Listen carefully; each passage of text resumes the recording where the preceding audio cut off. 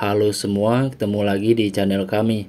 Kali ini kami akan membahas sebuah film yang berjudul KKN di Desa Penari, yang tentunya film ini sudah dirilis di seluruh bioskop Indonesia, yang merupakan salah satu film tidak kalah menariknya untuk dapat kamu tonton.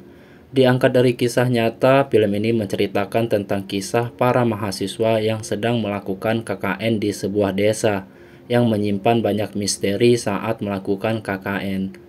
Lantas bagaimana cerita selengkapnya? Langsung saja kita masuk ke dalam alur ceritanya. Tapi sebelum kita mulai ke dalam alur ceritanya, kami ingin mengajak teman-teman sekalian yang belum subscribe ke channel ini untuk subscribe terlebih dahulu, agar teman-teman itu tidak ketinggalan informasi update lainnya. Film ini menceritakan 6 mahasiswa, yaitu Nur, Ayu, Widya, Bima, Anton, dan Wahyu, yang sedang melaksanakan kegiatan KKN di desa terpencil. Sebelum memasuki desa, Nur melihat ada seorang kakek misterius yang menatapinya. Kakek itu seolah memberi isyarat agar tidak memasuki desa tersebut. Desa ini masih sangat terpencil, mobil pun belum ada akses ke sana, sehingga mereka memasuki desa dengan jalan setapak yang bisa dilewati sepeda motor. Di pertengahan jalan, salah satu dari mereka bernama Widya mendengar suara-suara aneh. Suara itu seperti alunan gamelan. Selain itu, Widya melihat ada seseorang penari sedang berdiri di atas bebatuan yang di antara pepohonan. Keanehan di desa ini pun tidak hanya dirasakan oleh Widya. Nur pun merasakan hal yang sama. Selain itu, Nur melihat ada sosok besar hitam dengan mata merah menyala yang selalu menatapinya. Diketahui ternyata Nur memiliki indera keenam. Setelah berada di desa, mereka pun disambut hangat oleh kepala desa di sana. Kemudian mereka diajak berkeliling bersama kepala desa tersebut yang bernama Pak Prabu. Pak Prabu pun melihatkan kepada mereka kepada sebuah tempat tapak tilas. Tempat itu ditandai sebuah gapura yang di sekitarnya banyak sesajenan. Pak Prabu berkata sambil memperingati kepada mereka, jangan ada yang memasuki tapak tilas. Hari demi hari mulai terlewati. Awalnya berjalan dengan baik-baik saja. Namun setelah beberapa minggu selanjutnya, gangguan mulai muncul kepada mereka. Ternyata setelah diterawang oleh Mbah Buyut sesepuh di desa itu, Nur dan Widya memiliki darah yang hangat, darah yang disukai kaum jin. Hal itu dibuktikan kopi hitam sangat pekat itu terasa sangat manis, padahal jika dirasakan oleh orang normal, kopi hitam itu dirasakan sangat pahit. Hari-hari pun berlalu. Tanpa mereka sadari ada sosok gaib di desa sana bernama Badarawuhi yang sedang mencari mangsa. Tentunya Badarawuhi sangat suka kepada orang yang berdarah hangat. Target mangsanya pun adalah Nur dan Widya. Tetapi Badarawuhi tidak mau mengganggu Nur karena dia menghormati yang ada di belakang Nur. Ternyata Nur memiliki kodam pelindung bernama Mbah Dok. Mbah Doklah selama ini melindungi Nur dari beberapa bahaya yang mengancam Nur, termasuk serangan dari bangsa jin. Maka dari itu Widyalah satu-satunya yang bisa menjadi target Badarawuhi. Di samping itu ternyata diam-diam Bima menyukai Widya. Bahkan Bima ternyata sudah melakukan jampi-jampi agar Widya menyukai dirinya. Suatu malam Badarawuhi pun masuk ke dalam mimpi Bima. Dia memperlihatkan kepada Bima jika Widya sedang dalam bahaya. Tubuhnya dililitin banyak ular. Dia mengatakan, jika Widya tidak bisa keluar dari desa ini, ucap Badarawuhi kepada Bima dalam mimpi tersebut. Bima pun ingin menolong Widya.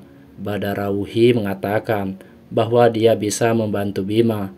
Jika Bima ingin Widya selamat, maka Bima harus mengambil sebuah benda bernama mahkota Kawah Turi yang ada di tapak tilas.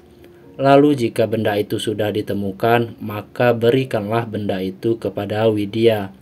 Singkat cerita, Bima pun berniat mengambil mahkota Kawah Turi yang ada di tapak tilas. Setelah didapatkan, Bima pun meminta tolong kepada Ayu untuk memberikan mahkota Kawah Turi itu kepada Widya. Tetapi Ayu yang sebenarnya suka kepada Bima tidak menjalankan apa yang telah Bima katakan kepadanya untuk memberikan mahkota Kawah Turi kepada Widya. Mahkota Kawah Turi itu malah Ayu simpan dan tidak diberikan kepada Widya. Ayu beralasan jika mahkota Kawah Turi itu telah hilang. Hal itu tentu membuat Bima marah kepada Ayu. Dan pada suatu malam, Ayu didatangi Badarawuhi. Badarawuhi mengatakan jika dia bisa membantu Bima jatuh hati kepadanya. Maka Badarawuhi memberikan selendang hijau kepada Ayu. Konon selendang itu mampu memikat siapapun yang kita inginkan. Alhasil Ayu pun memikat Bima dan masuk bertemu di tapak tilas. Di sana terjadilah kenikmatan duniawi di antara Ayu dan Bima. Seperti yang kita tahu, Bima sudah melakukan perjanjian dengan Badarawuhi agar Widya selamat. Akibatnya, Bima setiap malam datang ke tapak tilas dan bermantap-mantap dengan Badarawuhi. Beberapa waktu pun berlalu. Pada suatu malam, Widya mengikuti Bima ke tapak tilas. Secara diam-diam, Widya sangat terkejut ketika melihat Bima sedang berendam bersama dengan ribuan ekor ular. Ketika sedang mengintip, Widya pun ketahuan oleh Badarawuhi dan langsung masuk ke dalam alam gaib, di mana dia menyaksikan sendiri Ayu dipaksa menari erotis untuk menghibur para dedemit penghuni hutan di sana yang berwajah buruk rupa. Ternyata Ayu menjadi budak Badarawuhi. Sekarang Ayu menggantikan Badarawuhi untuk menghibur warga-warga desa penari. Dalam mengatasi masalah ini, akhirnya mereka meminta bantuan kepada seorang dukun yang juga sesepuh di desa itu, yaitu Mbah Buyut. Mbah Buyut ternyata mampu merubah bentuk, yaitu menjadi seekor anjing, sampai bisa menemukan Widya di desa penari. Widya sangat ingin menolong Ayu, tapi dia tidak bisa. Lalu Widya menghampiri anjing itu dan mengikuti jejak Mbah Buyut. Sementara Ayu masih terjebak dan terus menari setapak demi setapak di desa penari.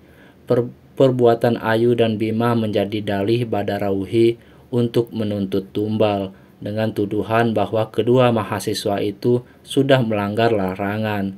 Seperti diketahui, Bima melakukan santet atau jampi-jampi di desa itu, sedangkan Ayu melakukan mantap-mantap di desa itu.